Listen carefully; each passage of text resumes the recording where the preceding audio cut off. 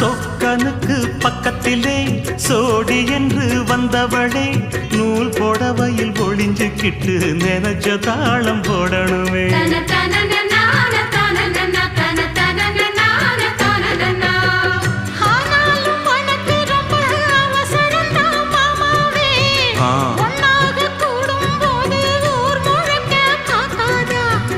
பார்த்தாலும் தவறு இல்ல பனியுறங்கும் ரோசாவே உன்னால சொத்த வச்ச மூக்குலதான் வைக்காதா.